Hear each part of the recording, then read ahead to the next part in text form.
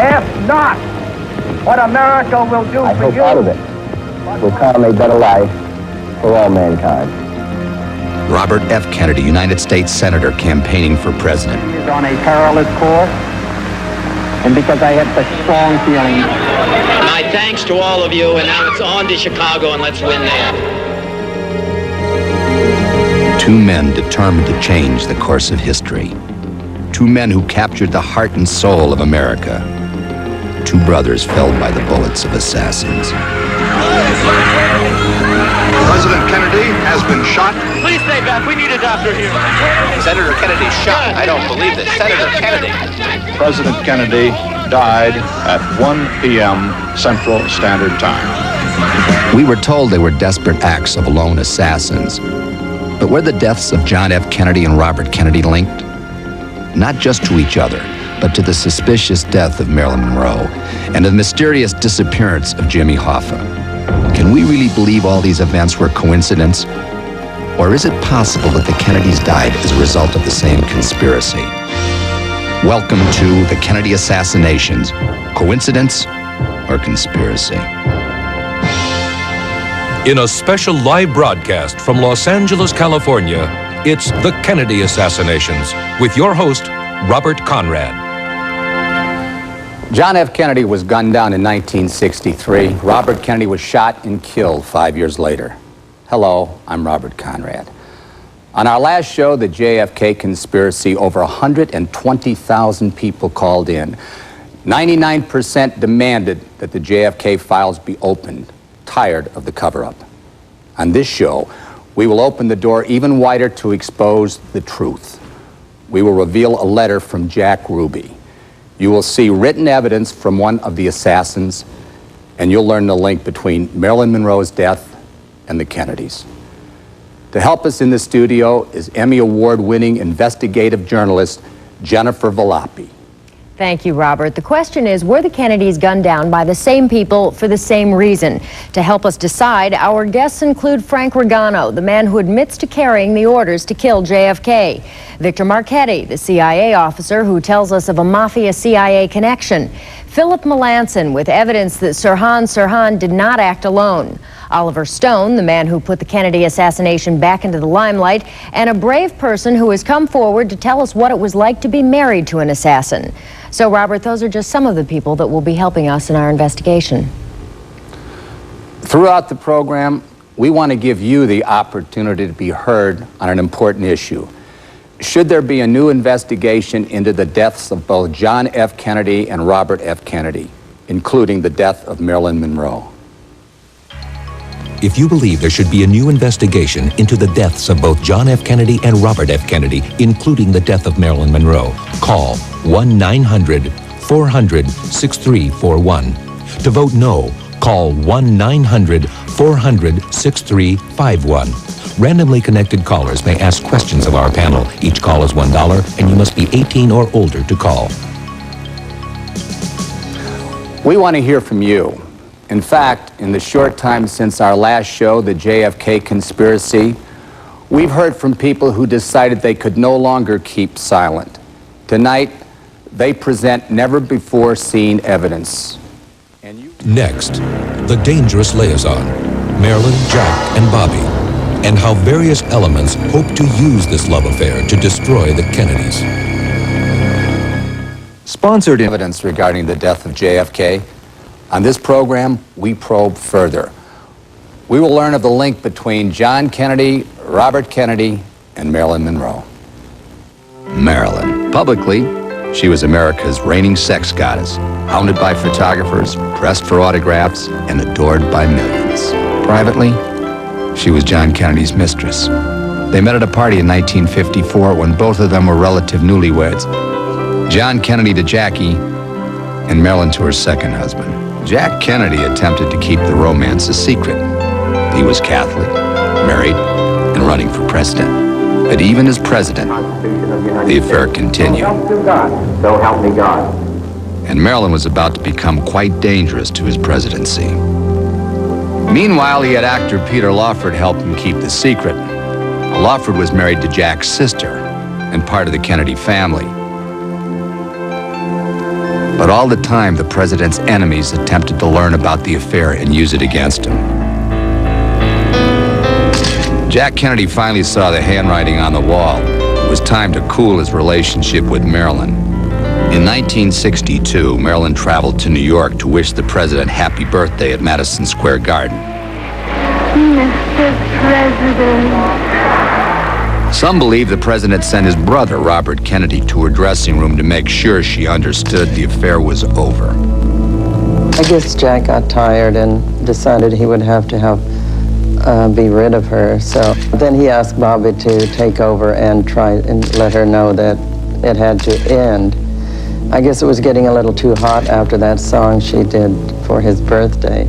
So Bobby took over, but unfortunately, Bobby fell in love with her and vice versa. Bobby fell head over heels for Marilyn. And again, his brother-in-law, Peter Lawford, helped keep the secret for the Kennedy family. No, I won't tell Yes, anyone. Marilyn did talk to me about Bobby and about Jack, and as a matter of fact, I was with both of them at one time or another. But Marilyn was needy, unstable, demanding. And that was dangerous for Bobby and for the Kennedy family. And it was dangerous because enemies of the Kennedys were keeping close tabs on Marilyn's house. The attic was a maze of listening devices. Marilyn's house was bugged. Several groups of people were more than casually interested in what was going on. Joining Jennifer are two experts on Marilyn and the Kennedys. Thanks, Robert. With us now is John Davis, cousin to Jacqueline Kennedy and author of The Kennedys, Dynasty and Disaster, and Mafia Kingfish. Also joining us, James Spada, biographer of Peter Lawford, the man who kept the secrets, and Monroe, her life in pictures. Jim, let's start with you. Who exactly was bugging Marilyn's house? Marilyn's house was bugged by elements of the Republican Party, by Marilyn herself, and by the Mafia. Well, let's go right down the list there and you give me their motivations. The Republican Party, why? Well, they wanted to have something to hold against JFK in the 1964 election. Marilyn wanted to have something to hold over Bobby's head because he was threatening to break off the relationship. And the Mafia was hoping to have something to blackmail the Kennedys with. John, do you agree with that that's why the organized crime was bugging Marilyn's house? Yes, I do. I think they were going to use the information as ammunition against Attorney General Kennedy, who had mounted the largest war against organized crime in the history of the nation. So we know from FBI wiretaps that JFK had some 32 affairs while he was in the White House. Why was Marilyn so special? Why her house? She was the most visible. She would have, an affair with her would have created the greatest impression on the public. Do you consider the Kennedys to have been good subjects for blackmail? Not really. First of all, the Kennedys were extremely self-confident. They felt invulnerable. They felt invincible. And I don't think they would succumb to blackmail very readily. So, Jim, you agree with that? Yes, I think so. So if members of organized crime really just wanted to blackmail the Kennedys with this information, since they knew about the affair, why not just go to the media with it? Why not take it to the press? Well, you know, in 1962, there was a very different climate among the media. There was an old boy network. There was a gentleman's agreement that certain subjects were off limits. John F. Kennedy was a very popular president, and there were certain subjects that would have been too scandalous for major responsible newspapers to cover. So it would never have gotten out, you believe, then? No. I see. So essentially what you both seem to be telling me is that members of organized crime could not get what they wanted out of the Kennedys by blackmailing them. So as we'll be hearing a little bit later on, they had to up the stakes. And we'll be talking to both of you gentlemen in just a little while. Thank you. Robert. Did the dangerous liaisons the Kennedys had with Marilyn lead to her death? We'll find out next. Coming up, the Mafia's hatred for the Kennedys, and how a deadly deal was made between the Mafia and the CIA to set up a team of assassins.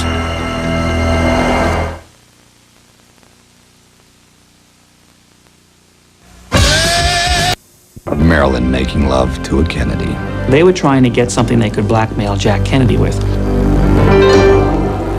Marilyn Monroe was about to become a liability to the Kennedys. She was a skeleton in their closet, but she was minor compared to the other big skeleton, the Mafia. Behind closed doors, the Kennedys had ties to organized crime. Some believe it began during Prohibition when Joseph Kennedy had dealings with bootleggers like Al Capone. In 1960, Joseph Kennedy desperately wanted his son elected president. He went to everyone he knew for help, including Sam Giancana, who had inherited Al Capone's criminal empire in Chicago. There is substantial evidence to believe that organized crime did, in fact, play a significant role in the president's election. Apparently, substantial mob money was filtered into the campaign from mob figures through Joseph Kennedy. Joe Kennedy and mafia boss Sam Giancana struck a bargain. Organized crime would get votes and dollars for the Kennedys. But keep your boy Bobby on a tight leash, sabish? It is fair to say that but for organized crime's influence, it is unlikely that the president would have been elected. This prompted Giancana to boast, "I want to run the country." One of the reasons organized crime supported Kennedy so strongly was the situation in Cuba. For decades, the mob had run gambling and prostitution in Cuba. Havana was the gambling capital of the world. But the mob had been thrown out in 1959 when Fidel Castro came to power. As president, Kennedy promised to get rid of Castro and throw the communists out of Cuba. It is clear that the forces of communism are not to be underestimated in Cuba or anywhere else in the world. The mob expected preferential treatment from the Kennedys. Instead, they got only grief from Jack's brother Bobby. Put simply, Robert Kennedy hated the mob. And this was in cash also? That's right. And no collateral, no note? That's right. And no interest paid? That's right. Has it been paid back? No, it has not. The mob bosses had assumed that Bobby would let up once the brother was elected. But instead, as Attorney General, Robert Kennedy's personal goal was to destroy organized crime in America. Hey, what's going on? FBI, Sam. What, do I look stupid? I know you're the FBI. You know who I am? I'm Sam Giancana. Everyone knows who you are, Sam. Just another crook. Hey, screw you, your boss, and your boss's boss, too. Who's that, Sam? Giancana and the other mob bosses felt they had been double-crossed, and the Mafia was not an organization that liked to turn the other cheek. Tell your boss Bobby Kennedy's dead. You hear me? The Kennedy connection to the Mafia was a well-guarded secret. Robert Kennedy's hatred for the mob was not.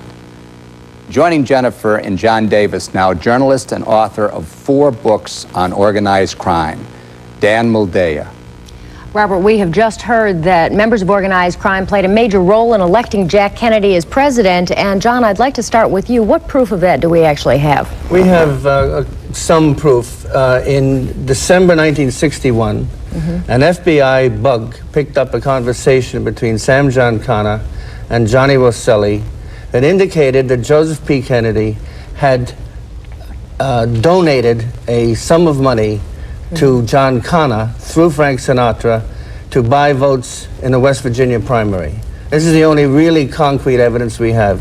It's a discussion between Giancana and Rosselli about Joseph P. Kennedy's donation to buy votes in the West Virginia primary. But it's also important to point out that the rest of the wiretap, as it reads in December of 1961 after the election, says, Giancana says to Rosselli, 1 minute Sinatra says he talked to Robert, and the next minute he says he hasn't talked to him. So he never talked to him. Why lie to me? I haven't got that coming. And Rosselli responds, if he can't deliver, I want him to tell me, John, the load is too heavy. John and Bob Kennedy were not part of any deal with the Mafia. So you both feel confident that even if Joe Kennedy did make this deal with Giancana, that John and Bobby did not know about it? It was a unilateral affair between Joe Kennedy and Giancana, and the 2 sons knew nothing about it. We do know that Bobby later found out because Hoover told him, right? Later he was told by Hoover in 1962. Right.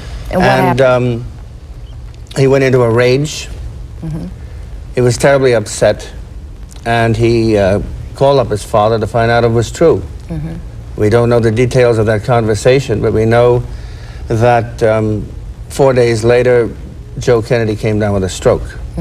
So despite this new information Bobby now has, he continues to wage basically the biggest war ever on organized crime. Is this Bobby's sense of moral justice coming into play? Is that what it is? It's his sense of moral justice, his missionary zeal, along with pure Kennedy arrogance. Well, Bobby Kennedy was the greatest crime fighter this country has ever had. He began with as chief counsel of the Senate Rackets Committee in 1957. It extended until 1960. The month before the West Virginia primary, Bobby Kennedy identified Sam Giancana as public enemy #1. He wasn't going to make a deal with him. And while we're on the topic of Bobby Kennedy's targets, we know Sam Giancana. We also know Jimmy Hoffa. Who else was Bobby primarily The principal interested in? targets in Bobby Kennedy's war against organized crime were Jimmy Hoffa, Santos Trafficani, the mafia boss of Florida, and Carlos Marcello. All three had conversations with associates indicating that they were planning to kill John Kennedy during in September of 1962. John wrote a fine book about Carlos Marcello. He could probably best explain him. His significance to this Well, whole plot? Marcello ran an enormous criminal empire that embraced Texas. Dallas, for example, was part of it. New Orleans, Mississippi. And Bobby Kennedy was determined to destroy this empire. Also, it's important to note, too, that they were very heavily involved in Cuba as well. So these are people basically that stood to be hurt the most by Castro's Marcello power. had been thrown out of Cuba also. Right. But the thing that enraged Bobby Kennedy was that a deportation order had been issued against him, which Marcello had defied, and so Bobby decided to deport him in an arguably illegal way, to kidnap him off the streets of New Orleans and dump him in Guatemala. Yeah, basically just picked him up and left him off there. And it was after that Marcello threatened to kill Kennedy. Okay, I want to make the point again that these are people that stood to be hurt a great deal by Castro's power and wanted back in. And of course, getting Castro out of Cuba was one of John Kennedy's major campaign promises, as we all know. And as we're about to hear, it is a promise that he backed off on. Robert. To have the mafia as your enemy is a frightening concept. Having the CIA as your enemy is scary as well. Now, imagine these two groups working together. Now, that isn't fiction, it's fact. Even before JFK became president, the CIA and the mafia had joined forces. The CIA helped Castro gain power, but he threw the agency out when he became a communist. In 1959, the CIA contacted the mafia. They wanted to get rid of Fidel Castro. They wanted a permanent solution. The mob and the CIA? But Washington wasn't in the assassination business. The mafia was. All right. The CIA actually entered into an effort to assassinate President Castro of Cuba, and they elicited the help of the mafia, principally through a man named John Rosselli in Las Vegas, who then contacted his superior in Chicago, Sam Giancana, who then contacted Santos Trafficani, who had the connections in Cuba. Joe will be our direct contact in Cuba. Johnny tells me you want a gangland-style hit. You want Castro gunned down by one of our guys. The agency does, that's right. The agency? You mean the CIA? Various methods were conceived of to kill Castro. Poisons, disease, exploding cigars. Even a team of gunmen, professional assassins. This ultra-black operation would be set up as a subset, so that if, in fact, the assassination attempts against Castro were ever brought to light, it would appear that organized crime had been the ones wanting to do this, because, of course, they had their own independent motive to remove Castro from power. The deal gave the CIA access to killers. It gave the mafia secret government protection. It was an unholy alliance. The team method. Members of organized crime and the CIA working together to kill a political leader. Well, joining us now is Victor Marchetti. He is the former executive assistant to the deputy director and the highest-ranking CIA official ever to come forward. Now, Victor, tell me, is this the only time the CIA and members of organized crime actually work together? No, the CIA has a long history of of working with the underworld. It began in World War II. The forerunner of the CIA, the OSS, enlisted the aid of Lucky Luciano and the Mafia to protect the docks in New York City against sabotage and labor strikes, and also to help in the invasion of Sicily and southern Italy. Did the Kennedy administration know that the CIA and members of organized crime were working together to assassinate Castro? Absolutely. In fact, the Kennedy administration, largely through Bobby, was pushing hard on this issue. Victor, I have great respect for you and for your work, but I don't believe that John and Bob Kennedy were involved in the CIA mafia plots to assassinate Fidel Castro. We're talking about murder here, and the Church Committee in its investigation didn't have a single source from the CIA or otherwise who indicated that JFK and RFK were involved in the CIA mafia plots to assassinate Fidel Castro. The agency witnesses at the Church Committee were responsible for protecting the agency as well as the office of the president and the system that provides for the president to be able to use the agency as its own secret tool. But Lyndon Johnson said that when he thought back about it and thought back about the assassination of Trujillo in the Dominican Republic and of Diem and his brother Nhu in Vietnam, that Jack Kennedy received divine retribution for these assassinations. Well, still, when we're talking about when you're talking about the Kennedys working with the mafia, you are talking about giving the mafia enormous amounts of power. And again, I have to point: where is the fixed case? How do you explain the unprecedented war against organized crime by the Kennedys? They were working with the CIA. Who was working with the mafia as an asset. So you're saying that the Kennedys were involved in plots to kill Castro, but they didn't realize that the mafia was involved in these plots? I think they knew the mafia was being used as an asset. Again, then it goes to the point of how could they have that kind of access, and how could they give the mafia that kind of control, that kind of... No, listen, the Kennedys were knowledgeable of those plots, but Bobby Kennedy was dead against having the mafia involved in it. That's a matter of record. But you do believe that he knew about it. Now, I want to move on. Well, excuse me, just for a second. As a matter of record, there is no evidence that John F. Kennedy and Robert Kennedy were involved in the CIA mafia plots to kill They were Castro. told about them in 1962, you know that. They were told in the spring of 1962, and they immediately tried to do everything they could to stop them. They didn't do anything to stop it. They encouraged this. Richard Helms testified before the Church Committee. Of course, that's what the CIA does. Our job is to lie, deceive, and to cover up for the president. That was his job, to protect the agency and the office of the presidency. I still buy what people say under oath. Now, history does tell us that... You're very gullible. Well, you're telling us that what they said under oath was irrelevant because that was their job to cover it up, correct? All right, history does tell us that the Bay of Pigs invasion was unsuccessful. Now, I want to know, did the CIA organized crime connection that you speak of die with the invasion back in 1961? No. Well, in fact, that made things even hotter and made the Kennedys more determined to get rid of Castro. What evidence do you have for that? Well, it was known in the upper echelons of the agency. This was known and accepted. John Ronley wrote a very interesting book on the rise and fall of the CIA, in which many of the top agency officers confirmed this fact. I want to just make a point here. Basically, then, when Kennedy makes the deal with Khrushchev to stay out of invading Cuba, members of organized crime are angry at that point. Do you all disagree very quickly with, or do you all agree, excuse me, very quickly on that point? The Cuban exiles and the mafia were very upset about the deal that was made with Khrushchev because they wanted the island back, and this meant that they would never get it back. Okay, so let me stop you on that, and I just need to know from you, Victor, how did members of the CIA feel about that deal with Khrushchev? Well, it was an accepted fact that we could not invade Cuba, but it was not a fact that we could not attempt to assassinate Castro or destabilize his government. But what I'm getting at, Victor, is who is angry at the Kennedy administration for cutting this deal? Is it the CIA or is it rogue elements within the CIA? Not the CIA as an institution, just certain individuals who were closely attached and emotionally involved in the Cuban ops. So what you are saying then is rogue elements basically within the CIA could have been involved in a conspiracy against President Kennedy. And gentlemen, we're going to be speaking with you all a little bit later on in the program, but we'll be right back. Meet the man who carried the actual orders to kill President Kennedy in a rare television appearance. But next, how the mafia claims it murdered Marilyn to frame the Kennedys. I need all. Told she committed suicide.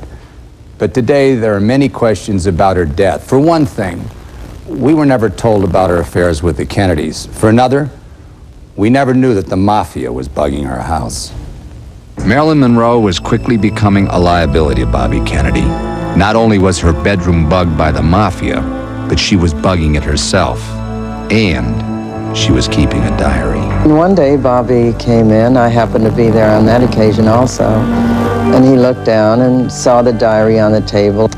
And he said, "This is crazy. I don't like it." And he got very angry and he was turning red and getting really mad. And he threw it on the table. And he said, get rid of it right away. I don't want this around." After that, Marilyn's relationship with RFK became strained. I guess it was after the incident with the diary. He had turned the phone off. She couldn't reach him. He didn't tell her anything. He didn't explain to her. He just turned his phone off, and she could not reach him. In desperation, Marilyn told Peter Lawford that she would make the affair public. And when she told Peter that she was going to do this, I'm sure he told Bobby instantly. On August 4th, 1962, Bobby rushed to Los Angeles. By then, Bobby had also found out that Marilyn was bugging her bedroom. He said, "Where's the tape? We have to get it. You know, we have to protect the family. We'll do anything you want. Where is it?" And he was looking for it. Marilyn was screaming, and Bobby was screaming.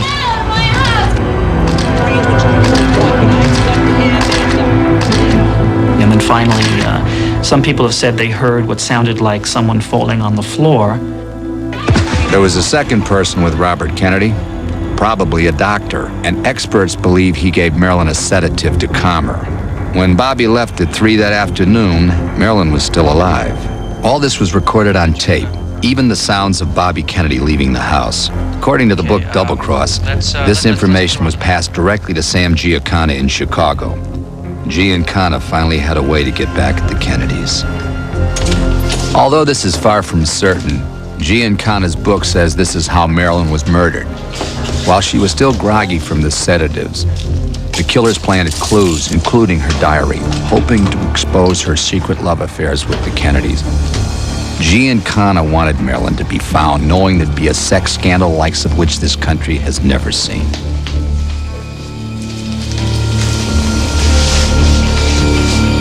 What happened, however, is before the police arrived, Peter Lawford arrived and cleaned everything up. No, nobody called the police. The housekeeper called me first. He did go over to the house, and he did try to remove everything he could that would link Marilyn Monroe to his brothers. Yeah, she's dead. Or suicide, I guess. He had to do that very quickly because the police hadn't arrived yet. He didn't want to be seen. Yes, Marilyn's diary. They had to be sure that no one could link Marilyn with the Kennedy brothers.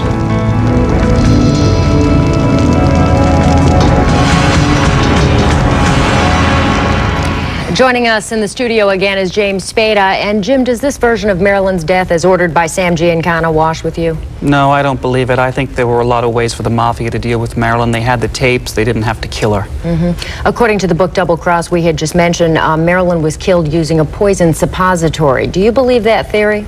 I do not. One of the reasons all these theories and all this confusion can still exist is because there was really a great deal of confusion over the autopsy. Yes, what started all of this was the fact that when Thomas Noguchi did his autopsy, he discovered that there was nothing in Marilyn's stomach, no residue of any pills. Had she taken 40 Nembutol, which is what we were told, there obviously would have been some residue of pills in her stomach. But experts have said that had she taken the pills over a long period of time, which is consistent with the theory that she accidentally overdosed, there would not have been any residue of pills in her stomach. But there were also missing stomach contents or missing specimens? Yes, there were. And this is probably the strongest evidence that the mafia may have been involved, and that is the fact that when Thomas Noguchi wanted to examine her liver, for instance, to see if the pills had passed further along into her system, the specimens were destroyed within 2 days of her death. Okay, let's suppose for just a second that the theory of the poison suppository is true. Why would organized crime go to all the trouble to kill Marilyn? The only possible reason harkens back to what I said in the earlier segment about the fact that there was a gentleman's agreement in that period of time to protect the presidency. But once someone as famous as Marilyn Monroe was dead, all bets would have been off. Yeah, basically meaning that the Kennedys' affairs with Marilyn would go public. But Robert, as we know, that didn't happen for many years to come. That's right. Marilyn was dead. The sex scandal of the century. and John and Bobby walked away unscathed. Some say it made the Kennedys act as if they were invincible. It only made their enemies more determined than ever to bring about their downfall. Organized crime and those associated with it began to loathe the Kennedys. Jimmy Hoffa was threatened with jail. Santos Trafficani couldn't get back to Cuba. Carlos Marcello was kidnapped by the feds and dumped in a Guatemalan jungle. And Johnny Roselli and Sam Giancana were being stalked by the FBI. They all believed that the trouble stemmed from Robert Kennedy, the Attorney General. They believed that both Kennedys had double-crossed them on this and on Cuba. Throughout the Mafia and throughout the Cuban division of the CIA, there was open resentment. And so right in that period there, that group of people who were involved in that assassination unit resolved at that point to kill Kennedy and decided they were going to do that. The Mafia wanted Bobby. Carlos Marcello said, if you cut off the tail, the dog keeps barking. But if you cut off the head, then the dog will die. Robert Kennedy was the tail. John Kennedy was the head. And the day they picked, November 22nd. If you believe there should be a new investigation into the deaths of both John F. Kennedy and Robert F. Kennedy, including the death of Marilyn Monroe, call 1-900-400-6341. To vote no, call 1-900-400-6351. Randomly connected callers may ask questions of our panel. Each call is $1, and you must be 18 or older to call. Coming up, evidence linking the murders of John and Robert Kennedy, plus a never-before-seen document written by Jack Ruby. But next, meet the man who personally carried the deadly orders to kill John F. Kennedy. It's echoed through Dealey Plaza.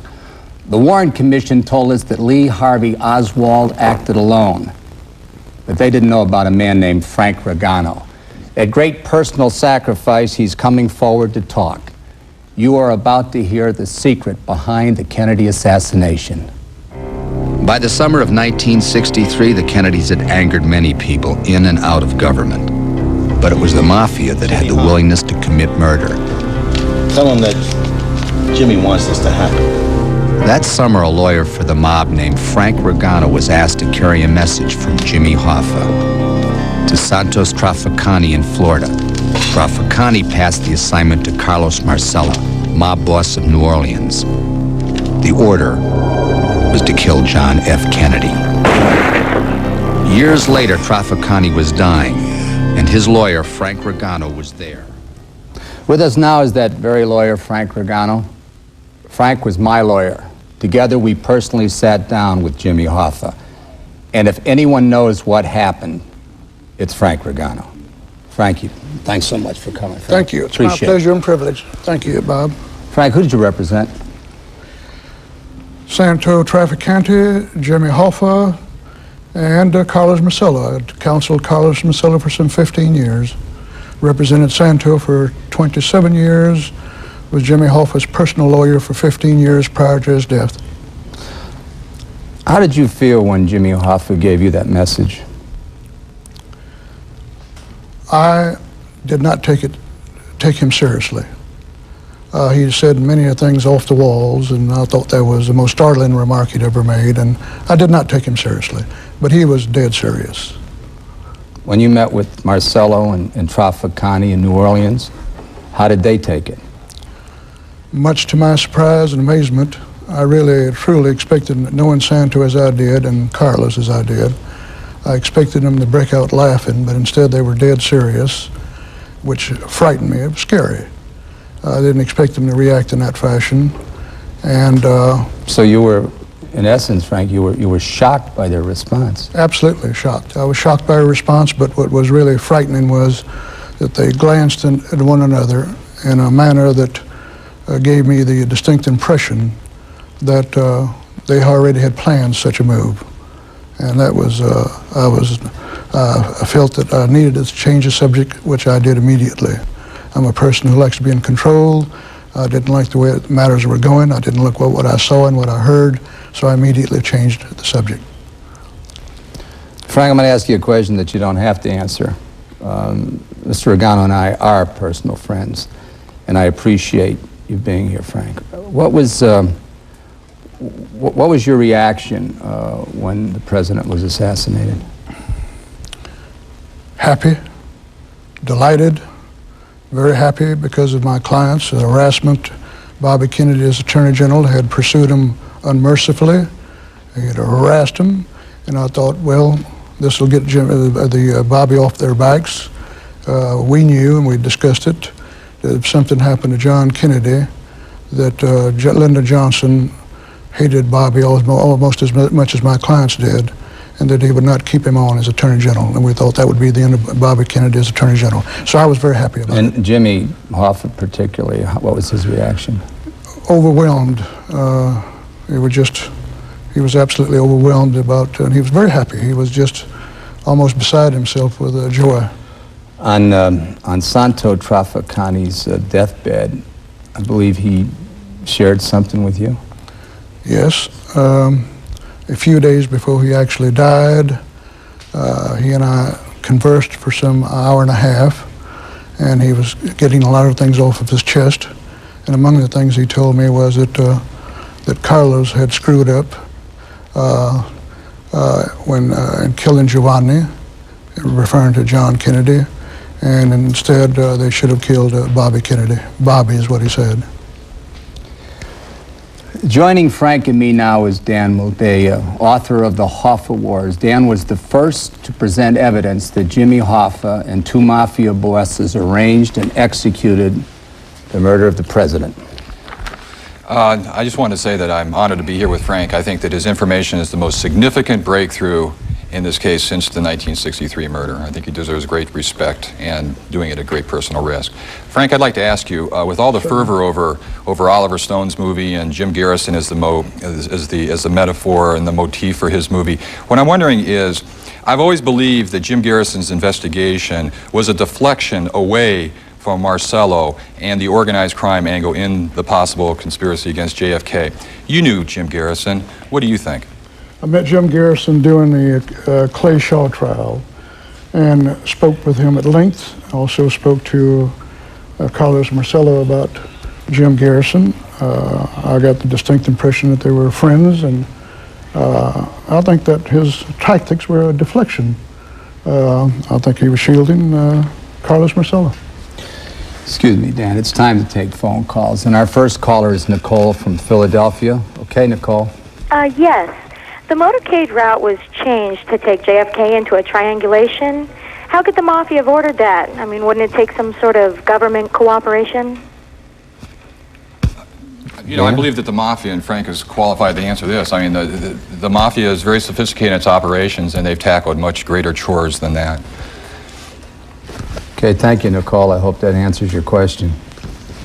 Okay, and our next caller is Sarah from Houston. Sarah, you're on. Yes, I wanted to ask Mr. Ragano, did you ever feel guilty for being a tool in the murder of the president? Absolutely. In retrospect, that was a horrible, horrendous mistake on my part, and I've carried a very heavy burden ever since I had that conversation with Santo Trafficani. Absolutely. Thank you, caller, and I apologize. We're live, and I apologize for calling you Sarah. Now we've got Phil from Indianapolis. Yes, I have a question for Mr. Ragano. Why did you wait 29 years to come forward? Well, it wasn't 29 years, it was 5 years. This conversation I had with Santo Trafficani occurred in March of 1987. Carried that burden for a long period of time, as a matter of fact, until January of this year. And there was a combination of factors. I'm 69 years of age. I have a very serious heart condition. I have 5 children, and my youngest son, Chris, who was Santo's godson, Santo was his godfather, who had baptized Chris, will graduate in this fall. And America and American people, especially this country, have been very good to me. I think that I need to set the record straight. I think that I owe it to this country and to the American people. And I wanted to make this revelation before it was too late. I don't know how much longer I'll be around. Okay, thank you, Frank. Thanks so much for coming. Thank Dan, you very much. you know, my thanks to you. My pleasure and privilege, Bob. Little by little, the truth is coming out. Next, we have proof from Jack Ruby's own hand of his part in the Kennedy conspiracy. Still to come, a frightening conversation with the wife of one of the assassins, and proof of a witness elimination program designed to permanently silence anyone who speaks up. We were told Lee Harvey Oswald was a communist with a fascination for guns. That view of him was essential if we were to believe that he acted alone when he killed the president. But if he was a part of a conspiracy, he would have to have been silenced before he could talk. On November 22nd, Lee Harvey Oswald was arrested for assassinating the president. For 2 days, he was paraded through police headquarters, yet he continued to claim his innocence. Deny these charges. Before Oswald got a chance to tell his side of the story, he was ordered transferred. In the most secure area of police headquarters, he was gunned down. We were told the killer was a nightclub owner named Jack Ruby. We were told Ruby did it to spare Jackie Kennedy the grief of a trial. And we were told Ruby didn't know Oswald prior to that fateful shooting. But Ruby did know Oswald. They were seen together at the Carousel Club, a club that Ruby owned in Dallas. When I saw the news and realized that Jack Ruby had gone into the basement of the police station and shot this man, I knew immediately who it was. I had sat down and had a drink with him 2 weeks prior to. Their main concern on the 23rd was that Oswald was still alive, and he couldn't be trusted by the mob, so they had to do something about that. And that's when Jack Ruby was told to silence him. Despite what we were told, Ruby knew Oswald, but Ruby never told his side of the story. Or did he? As Ruby was dying, he managed to write a final letter, a final statement. No one knew he had done it, and he secretly managed to hand it to one of his prison guards. With us now is Larry Howard, director of the JFK Assassination Information Center in Dallas, and the very guard that Ruby handed that letter to, Al Maddox. And Al, let me begin by asking you, how well did you know Jack Ruby in prison? I had known him about a year before he got into trouble, maybe a little longer. And you were also the jailer who booked him in, right? Yes, I booked Jack Ruby for murder when he come into Dallas County Jail. So when he was ill with pneumonia, you were one of the jailers who was transferring him over to the prison hospital. Is that when he slipped you the note? Yes, it was. Did he realize at that point in time how sick he was? No, he did not. He did not realize it because he wasn't excited. This would have excited him. So when Jack slipped you the note, did you read it right away? Did you hang on to it? No, I didn't. I put it in my pocket for several hours. Then when I was cleaning my pockets out, I found the note and I almost threw it away. So you thought nothing of it? Thought nothing of it. When you read it, did you believe it? Well, I gave it a lot of thought. And yes, I kind of believed it, but they already had all this information. I was almost sure that this information was already collected by detectives. So when you didn't think anything of it, why did you hang on to it for all these years? Well, one of my English teachers from about the 7th grade called me in Dallas and she said, Al, she said, anything that you can gather up from any of these people, she said, keep it because you're brushing elbows with history. She's a very intelligent person. And Larry, when Al first brought you this note, which I guess was about 6 or 8 weeks ago, what did you think? Well, we have a lot of people come to the center to give us information. That's why we're there. But when Al came in with a note that he'd kept secret for 25 years, and it was handwritten by Jack Ruby, basically the confession why he killed Lee Harvey Oswald, to say the least, I was excited. Yes, he's excited. His eyes got this big, and he didn't jump that high. Got a little astounded, maybe, might be a good word. I think he looked at it with a little apprehension. He wasn't real sure that that's what it was. Well, and we have done the same thing, so our next step, obviously, is to verify this note, and now we want to go over to our handwriting expert. After you've hung on to this note for so many years, we are having it verified by Ann Silver Conway, and she's with Robert right now. Robert. And you've examined the letter, comparing it to other examples of handwriting. What did you look for? Well, I look at the slant, the shape of the letter connections, and the letters themselves. among other things, in question document examination. So, what do you think? Well, I believe that the handwriting is authentic Jack Ruby handwriting. Well, we're all sitting on the edge of our seats. Al, would you please read the letter? Yes, sir. You've known me a long time, Jack said, and you've known how I've struggled to make my clubs go. Also, Lynn has known me up to this time and that I've gotten into trouble. Johnny Crank, myself, and Lynn have been out to dinner many times, and I'm sure they know the kind of person I am. Well, this all adds up to what I'm going to tell you. That I'm being framed for the assassination, that my motive was to silence Oswald. I know you think I'm crazy, but keep this note for a later date, and you will then know what I'm saying here. Keep your eyes open, and maybe you will notice some things. And I have. That's amazing stuff. May I just see that for a moment? Just to reiterate, he says, I'm being framed for the assassination, that my motive was to silence Oswald. I know you will think I'm crazy, but keep this note for a later date, and you will then know what I'm saying here in Jack Ruby's own hands. Amazing stuff. Thank you, gentlemen. We'll be right back in just a few moments. Stay tuned. Next, startling new evidence in the Robert Kennedy assassination. Evidence of a second gunman. And Sirhan's connection to the Mafia. And later in the program, the truth about the man behind the picket fence. And a frightening conversation with a woman who was married to one of the assassins.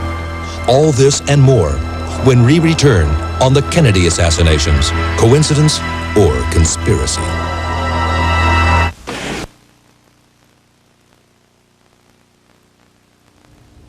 A recent poll indicates that 73% of Americans believe John Kennedy was killed in a conspiracy. But what of his brother? For over 24 years, this scene has been etched in our minds. Robert Kennedy gunned down by Sirhan just moments after winning the California primary. As we ask the question, were the two Kennedy assassinations related? We have uncovered explosive evidence that Sirhan could not have acted alone. It was 1968. For 5 years, Robert Kennedy had mourned the loss of his brother. But now, as a United States Senator, he was on the road to becoming president. With the administration in connection with Vietnam. He had an ability to communicate with people, people trusted, and then he became a real source of hope for this country. We are a great country, and a selfish country, and a compassionate country. And I intend to make that my basis for running and over the period of time. Bobby Kennedy could be sensitized to differences between people. And I believe that that sensitivity would have led to a different America. But it was not to be. On the night of June 5th, 1968, Robert Kennedy won the California primary. My thanks to all of you, and now it's on to Chicago, and let's win there. Just moments after this speech, he walked through the pantry of the Ambassador Hotel. My thought at that point was, you know, we really have a president. This is a guy that understands and who's trusted. And then it all broke loose.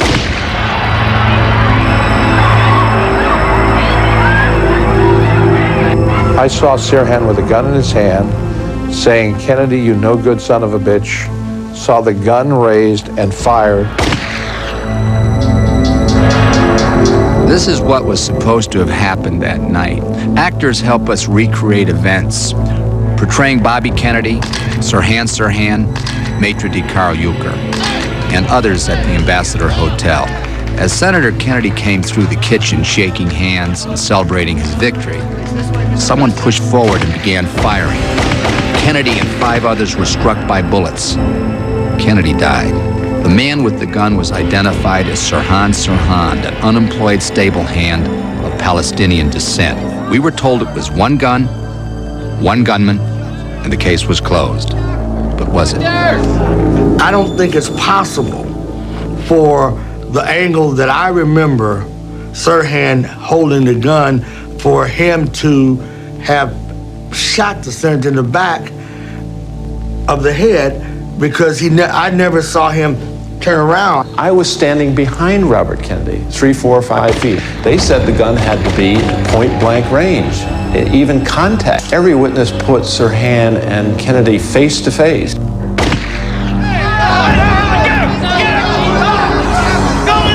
That shot was fired at a distance of 1 to 1.5 inches away from the senator's ear.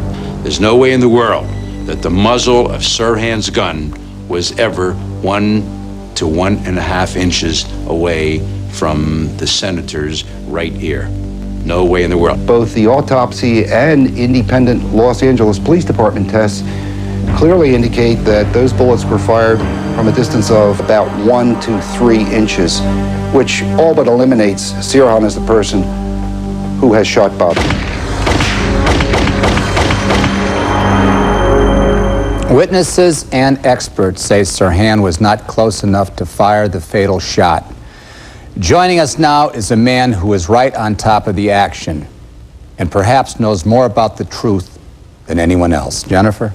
Thanks, Robert. Carl Euchre was the German maitre d' of the Ambassador Hotel back in 1968. He was on the podium when Senator Kennedy made his victory speech, and he led Senator Kennedy through the pantry. And he was the man who wrestled with Sirhan on the steam table. I would like to introduce to you now Mr. Carl Euchre today. And Mr. Euchre, first of all, I want to thank you for coming all the way from Dusseldorf, Germany to be with us tonight. And I also want to introduce Dr. Philip Melanson, who is the director of the RFK Assassination Archives. Carl, I know this is still very difficult for you to talk about, but can you tell me, how was it that you were the first to grab Sirhan? Yeah, I was close to Mr. Kennedy, Senator Robert Kennedy. I had to take him to the press room. Right. He was supposed to go first downstairs to the next ballroom. Right. But Sirhan... But that has been changed in the last second, and we had to go to the ballroom. The route was changed because of the senator's people. Now, let me ask you, where was Sirhan with reference to you? Where was he standing? He was behind me. You heard the shot? He came to me. I didn't hear the shot. He came, he was trying to get between myself and the steam table to get close enough to Kennedy, to shoot Kennedy. Right. But I didn't let him go. I didn't know who it was. And then I heard a shot, and I grabbed the gun away after the first shot already. Maybe he shot twice. And then I put the gun on top of the steam table, and I grabbed his head in my right, in a headlock. In a headlock, yes. In a headlock on the steam table, and pushed the gun away, far away. Now, is it true that after you had pushed the gun away, you felt a shot go across the top of your head? No. Couldn't have happened. But there was a shot behind me, on top, right over my shoulders. Okay. So a shot did go over your head? Did go over my, yes. That but not shot. from Sirhan. But not from Sirhan. You're saying No. he did not fire that shot? No, he couldn't have shot it again. And Philip, Mr. Euchre was basically the star witness for the prosecution at the point, Absolutely. wasn't he? He was described in the police's own documents as the prosecution's star witness. And yet his consistent account that he's told you here tonight has elements that are devastating for the official version. He moved Sirhan's gun away after the second shot, and Robert Kennedy was hit by 4 shots. He physically blocked Sirhan, as he's described, from getting close enough to inflict point-blank range, and he heard bullets from a different direction. So their star witness is one of the most critical against the official version. As a matter of fact, it is so against the official version that the LA Police Department did 2 different reenactments, 2 different versions of the reenactments, one that Carl participated in and one that he did not. And we have those tapes right now. We have some of the footage, and let's go over to you, Robert, and take a look at them. Indeed, the Los Angeles Police Department did want to see for themselves, so they set up a video camera to recreate those fatal minutes. Carl Euchre acted as technical consultant. and the police followed what he and the other witnesses all said had happened. As you can see, the police officer posing as Sirhan could not get close enough, but Kennedy was shot at point-blank range, and the police knew that from the medical report, so Carl Euchre was thanked and sent home. This show obtained a second LAPD reenactment. Despite the facts, they repositioned both the senator and Sirhan, and it was this tape that was shown to the jury in Sirhan's trial. Why? Well, Carl, I would just like to ask you one more time. The official version of the LA police report said that Senator Kennedy was shot from behind the right ear with the gun 1 to 2 inches or so away from the back of his head. Is that possible, as you recall the events? No, was not possible. It was not possible. Okay, I want to thank you, sir, for traveling this great distance to be with us and help set the record straight. If you believe there should be a new investigation into the deaths of both John F. Kennedy and Robert F. Kennedy, including the death of Marilyn Monroe, call 1-900-400-6341. To vote no, call 1-900-400-6351. Randomly connected callers may ask questions of our panel. Each call is $1, and you must be 18 or older to call. Coming up, more shocking proof in the Robert Kennedy assassination, plus attempts to threaten witnesses not to tell the truth. And was Sirhan programmed to kill Kennedy as part of the conspiracy? Following the shooting of Senator Kennedy, Los Angeles police are quoted as saying, "We don't want another Dallas," in obvious reference to the assassination of John Kennedy. But whether they wanted it or not, the fact is Sirhan's gun held only 8 bullets. But experts claim more than 8 shots were fired that night in the pantry.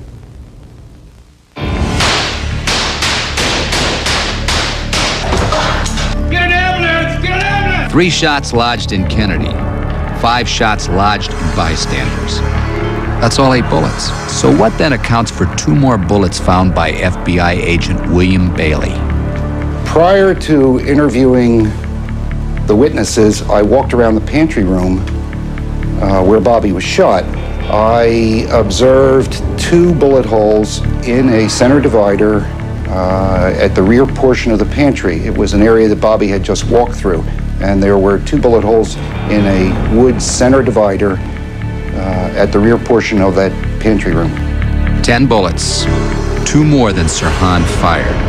All of Sirhan's bullets are accounted for. So any evidence of bullet holes in the wood in that pantry guarantees there was a second gun firing. Then there were more bullets found in the ceiling tiles. The senator was shot 4 times. Then you got 5 bystanders who were wounded, and those bullets were recovered.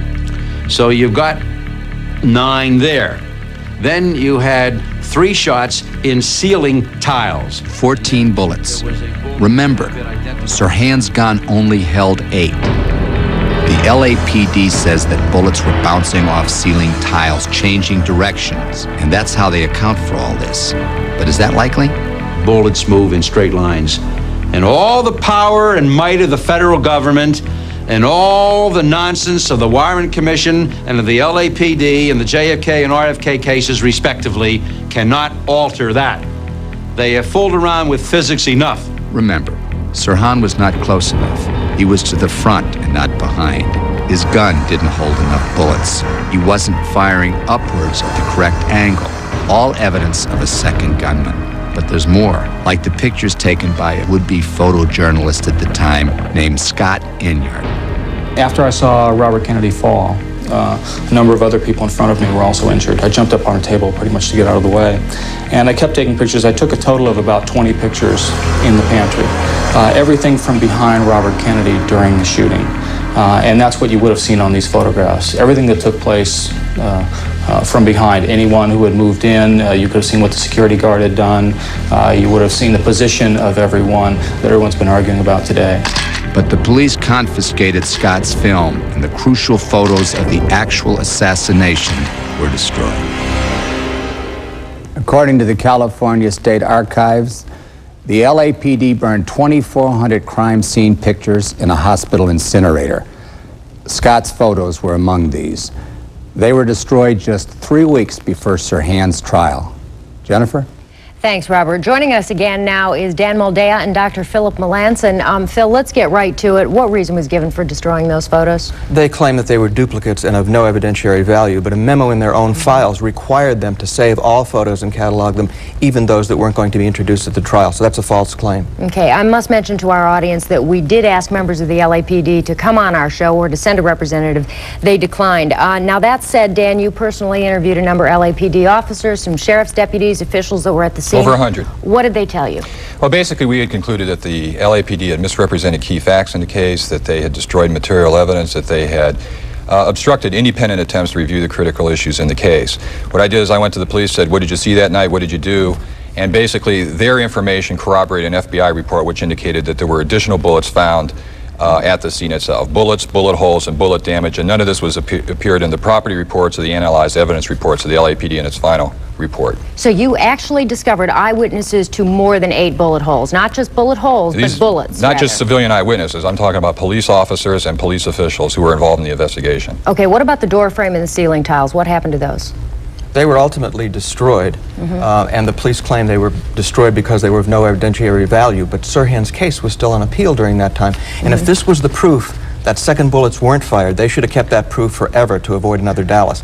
Suspiciously also, they lost or destroyed all the test results of the probing of that wood and ceiling tiles to see if bullets were there. Okay, it's not inconceivable, though, is it, that someone would destroy evidence after using it in a trial originally? It should be inconceivable in this case because the political pressure was so enormous, and they should have kept this proof to be able to tell the American people that a second gun wasn't fired. It's very highly suspicious that they would destroy both the tests and the physical evidence. Okay, once again, Dan, you have talked to people who actually saw more than 8 bullets. There was a security guard there. He was armed. What's to have prevented him from having fired his gun? I've spent a lot of time with the security guard, and I've interviewed him at length, and he continues to insist that he is willing to cooperate with any official investigation of the case, reinvestigation of the case, which I think Dr. Melanson's book has provided adequate justification for. Was his gun ever tested?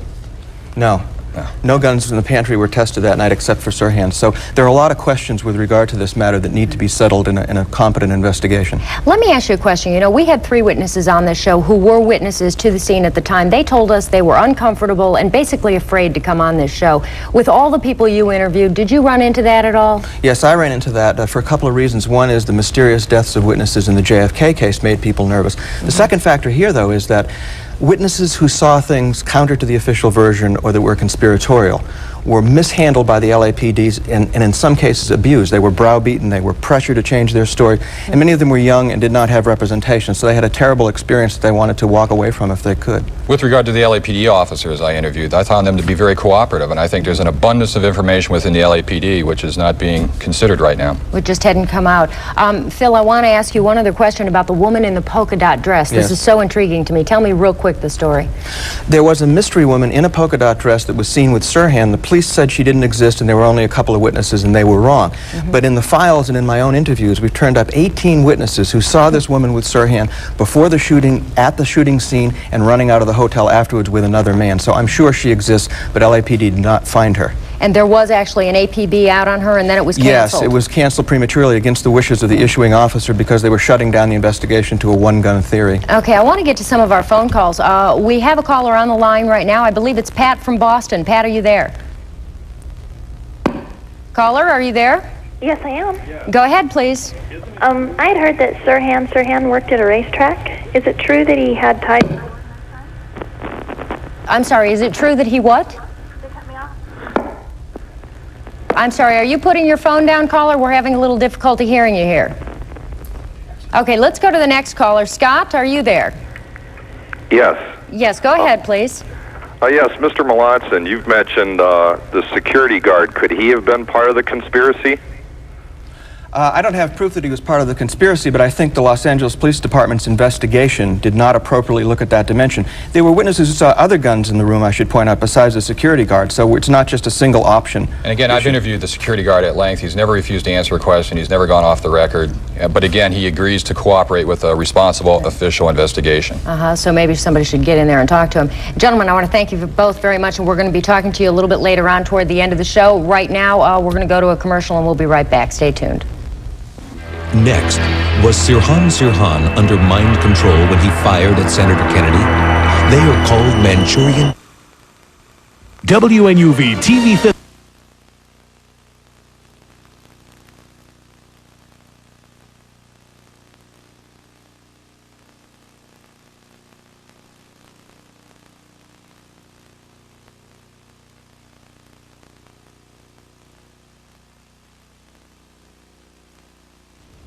Ever since shots were fired in the Ambassador Hotel, there have been questions. Could Sirhan have been a Manchurian candidate, sent into the hotel pantry to do someone else's bidding?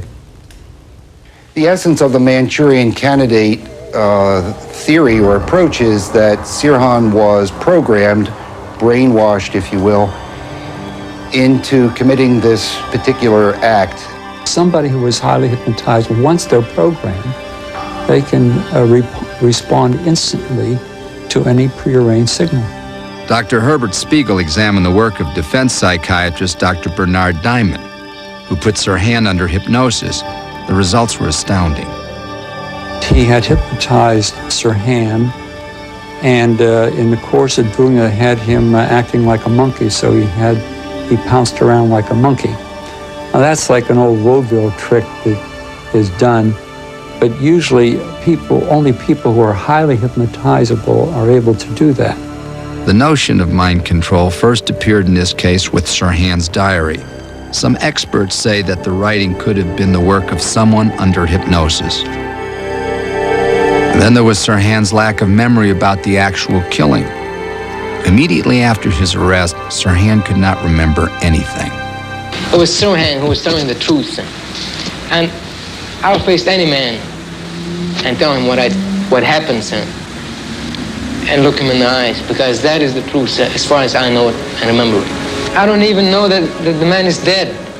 To me, my whole life stopped on June 5.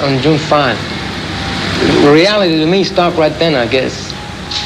All the time from then, for over the past year, from June 5 of 68 on, is unreal to me, sir. I still don't believe.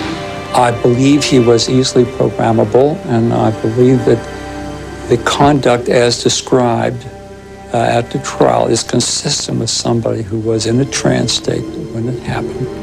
But who could have programmed Sirhan to kill Kennedy? At San Quentin, prison psychologist Dr. Edward Simpson hoped to find that out once he deprogrammed Sirhan. But Simpson was dismissed, allegedly because of his interest in Sirhan. He was told that to keep away from Sirhan. And in a very short time after that, he was dismissed as the prison psychologist. Part of a cover-up? Jennifer? Thanks, Robert. Joining Dr. Melanson and myself is Robert Kaiser. He's a former Time magazine correspondent who worked his way onto the Sirhan defense team in order to get the whole story, and he is also the author of the book RFK Must Die. Welcome to you, gentlemen. And first of all, Bob, I'd like to ask you, for all the 12 bullet theories, you do believe that Sirhan killed Robert Kennedy, but you don't believe he did it of his own free will. That's right. I think that the secret is still locked in the mind of Sirhan. I believe that he was programmed to kill Robert Kennedy, programmed through hypnosis, and programmed to forget that he'd been programmed. And there is some evidence of that. Why do you believe he was so susceptible to hypnosis? Why do you believe this theory? He practiced. He played with hypnosis himself by his own admission. It was kind of a surprise to Dr. Diamond when he first came into the cell to meet Sirhan for the first time. I was with him, and he wasn't too sure that he could even hypnotize Sirhan. The idea, he would hypnotize him so Sirhan might be able to remember more of what he could not remember in a waking state. So let's give it a try, and he holds up a quarter, and in 3 seconds Sirhan is deeply under. Wasn't there a story where he asked him to sing an Arab song? Later on, Dr. Diamond was able to show off a little bit for the defense attorneys, and he would give Sirhan some programmed instructions under hypnosis, bring him out of hypnosis, give him a signal, like blowing his nose with a handkerchief, and Sirhan at one time sang an Arab song. Another time climbed the bars of his cell like a monkey, and Dr. Diamond said, "Hey, Sirhan, what are you doing up there?" "Oh, I'm just getting a little exercise," he said. Of course, that was a plausible explanation, but it wasn't the true one. The true one was that he'd been programmed by Dr. Diamond. awfully wild stuff. Phil, this is the most bizarre, far-fetched, and yet compelling thing in this whole thing. This whole idea of a Manchurian candidate, named, of course, for the movie. In your research, is it possible? It's very possible. The experts who worked for our government in this program told each other it was possible and tried to operationalize it. We spent millions of dollars operationalizing this in a race with the Russians to get the robot assassin. But this isn't really widely accepted, is it? I mean, does your average psychologist, psychiatrist on the street believe you can program a person to kill? No, they don't believe that, and the doctors who were recruited into this program were a strange group of doctors and researchers, but they believed it, and they knew that it could be done, and they practiced it. They held demonstrations where they were able to take people who were afraid of violence and program them to simulate a murder. Okay, Phil, you first. Who would be capable? Who would have the knowledge to pull something like this off? Unfortunately, a lot of people. The program of mind control in our government involved hundreds of researchers, dozens of clinics, some university settings, and it wasn't well monitored. It was very out of control. So I can't say whether there were 1,000 or 400 people who had this technology, but it was far beyond 5 or 7 people. In your book, there seems to be a fairly strong case for CIA involvement because the CIA was doing these experiments. Do you believe that? The CIA was doing these experiments, but their experiments were very much out of control, and it's not unthinkable that somebody else could have appropriated their technology in an assassination plot. Bob, who do you think did this? Well, you know, I spent practically 6 months with Sirhan almost every day, and I kept trying to develop leads. The FBI was not allowed to talk to Sirhan, and of course I was. And after the case was over and Sirhan was in jail and sentenced and everything, I went to J. Edgar Hoover, sent him a long letter saying that I had these and these and these leads, some of which led to mafia-type connections. There was one connection in the country of Colombia in Latin America that possibly might have led to Carlos, the international terrorist.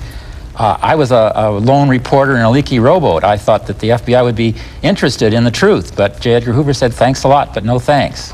Well, I can't let you go without asking you, Bob, why wasn't this information brought out at the trial? You were on the defense team. All right, you just talked to Phil about the bizarreness of this theory. The lawyers made a simple prudential judgment. Can we sell this to the jury? We don't think we can, and they just didn't bother to bring it up. One final question. Do you gentlemen believe that Sirhan could be deprogrammed today? I believe he could be. It would not be easy, but if he would give us permission, the experts say it can be done under the right circumstances. It has been done in the past with similar programmed killers. But as yet, he's not given his permission. Thank you, gentlemen, very much. Robert? With each passing day, as more evidence comes out, it is harder and harder to believe that either Sirhan or Lee Harvey Oswald acted alone. In both cases, the truth was covered up. Why? When we return, you'll find out who gave the orders and who carried them out. Next, the shocking truth behind the Kennedy assassinations and how the secret has been kept so long. And coming up, proof from one of the assassin's own hand revealing his orders to kill. It's nation and cover-up. And who suffered? America. Wouldn't you like to know who was behind JFK's assassination? Wouldn't you like to find out about a man who claims to be one of the assassins? Roscoe White. Like Oswald, he'd been in the Marines. Like Oswald, he'd been recruited for secret intelligence work. And like Oswald, he was in Dallas on November 22nd, 1963. Roscoe White came to Dallas just 2 months prior to the assassination as a member of the Dallas police force. His wife, Geneva White, worked for Jack Ruby at the Carousel Club, and he had orders to carry out a top-secret assignment. His assignment was to assassinate the president. Roscoe White was the gunman behind the picket fence. Several experts are convinced that Roscoe White was one of the assassins. Joining us again is Larry Howard. Larry, what'd you bring us? In the spring of 1990, Ricky Don White came through our doors at the center in Dallas, Texas, wanting us to prove his father did not kill John Kennedy. During the investigation, in June of 1990, Ricky Don White found a metal container in Paris, Texas. In this container was a witness elimination book where Roscoe White participated in the killing of 28 innocent people after the assassination. Larry, 24 hours ago, Roscoe White's sister called us and said that this is all bunk. I talked to Linda just before I left to come to L.A. There are a couple of Kennedy research buffs in Dallas who are furnished her 5% of the information on this case. We have 95% of the information on the case at our center in Dallas. Why have you brought this book on? I brought 5 pages of the book. On these 5 pages are 5 pictures of people we can't identify. Hopefully tonight, the American people looking at this show will be able to help us with the identification. A possible witness elimination book, 28 pages of names and codes. But Roscoe White never lived to answer questions about it. Just as Sam Giancana had been silenced and Johnny Roselli had been silenced and Jimmy Hoffa had been silenced, Roscoe White had to be silenced too. And on September 23rd, 1971, while firing up an acetylene torch, he was killed. But the truth didn't die with him, because Roscoe White left behind some evidence of his part in the conspiracy. Joining us now is Baptist minister Jack Shaw. Jack was at Roscoe White's deathbed. And Jack, I understand Roscoe actually lived for about 48 hours after his accident, and you were able to talk to him. What did he tell you? We talked about several things, but at the beginning of the conversation, he talked about what happened. We discussed that, and he said that he had gone on a break, and he came back off the break, and there was under the bench, there was a can that he was in a hurry to get home that day, and he fired up the welding torch, and the explosion happened. And he also said that he saw someone leaving the scene in a hurry when he was coming back in from the break. So the point was, he indicated to you that he believed that this was not an accident. Yes, he indicated that to me, yes. Okay, now I know that you also made some 40 or 50 hours of audio tape with Roscoe's wife, Geneva. What did she tell you in your hours of interviews? Well, we talked about a lot of things, but she talked about overhearing her husband and Jack Ruby talking, and about the assassination, things like that, and we talked about many events that transpired after the assassination. Now, Jack, I understand that Geneva told you that she had a conversation with her husband where Roscoe told her why he was going to assassinate President Kennedy, that he was going to do it, and why. Yes, she did. She said that Roscoe told her that Kennedy has been a pretty good president, but he has to die. He didn't carry out his own orders, and if I don't carry out my orders, I'll have to die too. This is pretty amazing stuff. Do you believe her? I've said all along that I've been placed in a unique position, and I don't know exactly why I've been placed here, but I'm hoping that someone will come forth with evidence that will confirm what I've been told. That's what I'm hoping for, and that's what I'm praying for. And until that happens, I have to remain open about this. I see, and once again, this is based on your interview with Roscoe White's wife, who has since passed away. Jack Shaw, thank you very much for being with us and sharing that information with us today. Robert? If Roscoe White committed this act, then he had to be part of a conspiracy, part of a team. Meet a woman who claims her husband was also in Dallas that day and was an assassin. We've disguised her identity for her own safety. She's convinced she would be killed if certain people knew she spoke to us. He told me that whoever killed JFK killed Marilyn Monroe too. He said everybody's going to really be surprised to find out that they were all rolled up into one person, all those murders. He said that he was a member of a group called S-Force, which I had never heard of, and nobody I talked to back then knew what it was. And he said this group knew everything about the Kennedy assassination, and that they knew that the photos were doctored and that the autopsy was doctored. And he said that Oswald was a dupe, that he never killed Kennedy, and that Jack Ruby was also a dupe, and that it was all set up to get rid of Oswald. He wouldn't say who ordered him. He just said that they were put in this group specifically to assassinate people.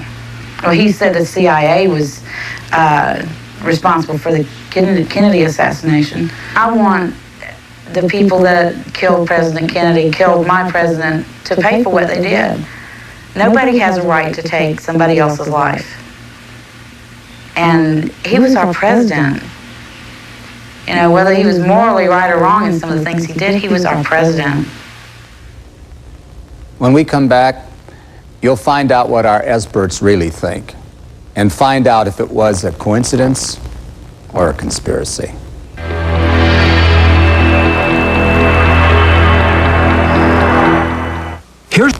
One of the things that makes investigating the Kennedy assassination so difficult is the cover-up. Evidence was destroyed, and some experts believe that nearly 200 people were killed to keep the secret. Who has the power to provoke such fear? Who can give orders to kill a president, a senator, a movie star, or a witness? Both John and Robert Kennedy represented a danger to the establishment and to the status quo. They were making deals with the Soviets and threatening the power of the CIA. The changes that John Kennedy would have effected in his second term, not just in Vietnam, but all across the board, cutting back the Cold War, détente with Khrushchev, détente with Castro, all of which he was moving in that direction with, would have altered the shape and the destiny of this country. And the concept of Robert Kennedy coming up behind him, and the other brother, was terrifying to people in power.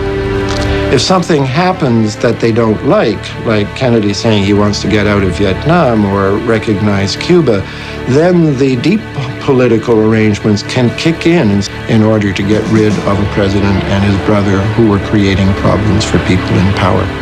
Did the mob get permission to kill the Kennedys? According to Sam Giancana, they did. He goes on to say that the CIA helped them to cover it up. To this day, I'll believe it with all my heart and my soul. The same people that killed John Kennedy killed Robert Kennedy, and they killed Martin Luther King. There was a conspiracy in all three, and it was motivated for the same reasons, that all three men were a danger to the establishment. We have to think of the Kennedy assassination or even the CIA mafia plots against Castro not as single events, but as part of an ongoing process that it's normal for the CIA to turn to criminals. Perhaps that would explain why Sam Giancana himself was killed. Sam had been subpoenaed to testify in the House probe into the JFK assassination, but he was shot just after the subpoena arrived. Oh, we ain't gonna talk. Hey, would you like some sausage?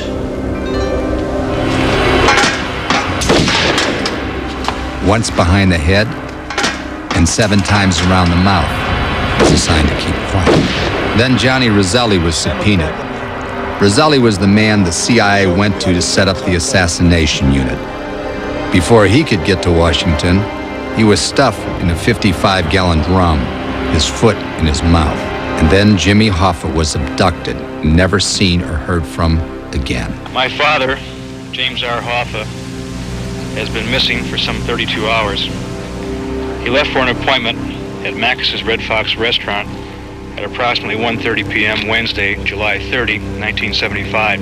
Evidence indicates that all three were involved in the Kennedy conspiracies, and all three were silenced. The mob might have wanted to believe that they were in charge, but someone else, someone more powerful, was cleaning up. We've assembled our panel to make sense of this mystery. Gentlemen, let's get down to it. You all seem to think that John Kennedy was killed in a conspiracy, all right? Who was behind it? Bob, I'm an organized crime investigator, and organized crime by definition is conspiracy crime, it's enterprise crime, it's crime by association. I believe that Carlos Marcello, Santos Trafficani, and Jimmy Hoffa arranged and executed the murder of the president in 1963. And I think that the key is getting Frank Ragano immunized so that he could tell the entire story of what he knows of what happened just prior to that murder.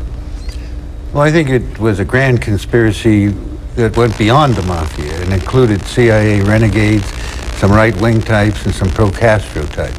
Mm-hmm. And Phil? I tend to agree with that. I see a network of CIA case officers, anti-Castro Cubans with some help from their friends in the mob. Mm-hmm. Frank?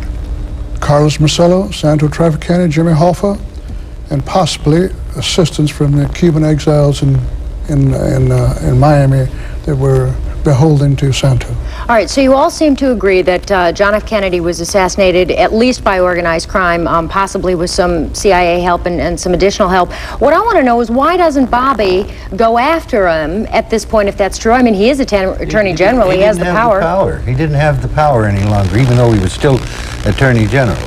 He was in a lame duck position.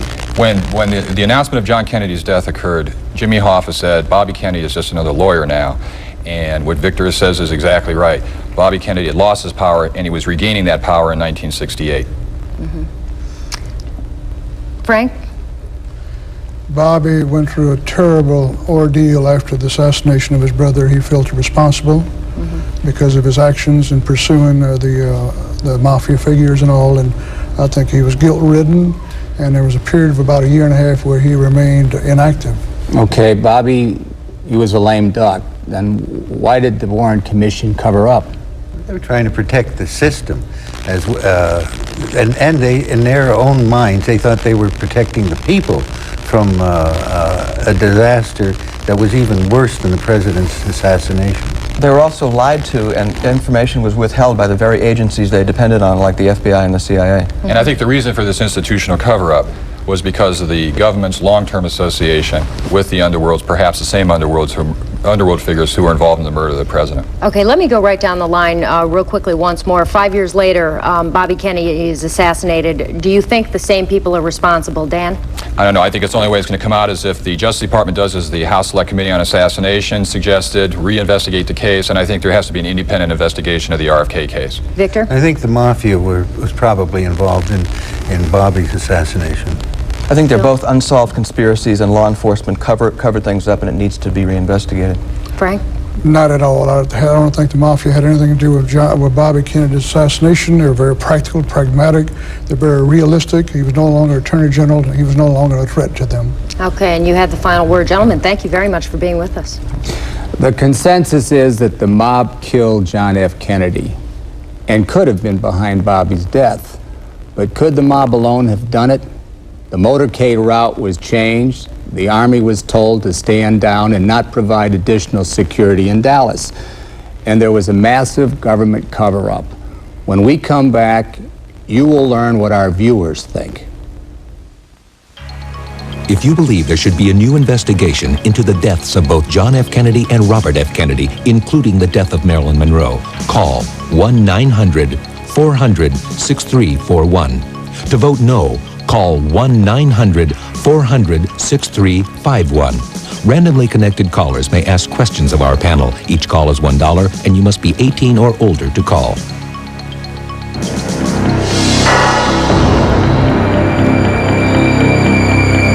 Sponsored. All through the show, we asked the question, were the Kennedys murdered in a conspiracy? Now we add the question, were all these deaths from Marilyn Monroe to Jimmy Hoffa to the others linked? That is for you to decide. We began this show, I guess it was nearly 2 hours ago, and the response to our telephone questions has really been overwhelming. Should there be a new investigation into the deaths of John and Robert Kennedy? 98% said yes. 98% are now saying they are tired of the cover-up and they want answers. That is really an incredible percentage of our callers. Now, before we say goodbye tonight, we have one more phone number that we want to tell you about. This is how you can personally get involved in reopening the RFK investigation. The Inquiry and Accountability Foundation will be filing a request with the Los Angeles County Grand Jury to reopen its investigation into the death of Robert Kennedy. To lend your support, call 1-900-288-5535, and we will forward your information to the IAF to be included in the submission. $1 per minute. The average call is 2 minutes. You must be 18 or older to call. Jennifer and I would like to thank our guests, and I would like to thank all the people who spoke on this program. In order for a democracy to effectively work, we must all be allowed to participate. That requires a full release of information to solve these national mysteries. We can only hope. Thanks for watching. Goodbye. And if you would like to learn more about the Kennedys or about the Kennedy assassinations, you might want to check out the following at a bookstore or a library. Coming up, Hunter and McCall launch an intense investigation into the murdered movie star's life in order to trap her killer. Hunter, next on WNUV TV 54. 7878. That's 1-800-858-7878. Each tape is $19.95 plus shipping and handling. Accommodations provided by the Century Plaza Hotel and Tower, offering the finest in luxury service in Southern California style on LA's fashionable west side. The Century Plaza Hotel and Tower. Transportation provided by Dollar Rent-A-Car with over 1,000 locations worldwide. Dollar Rent-A-Car.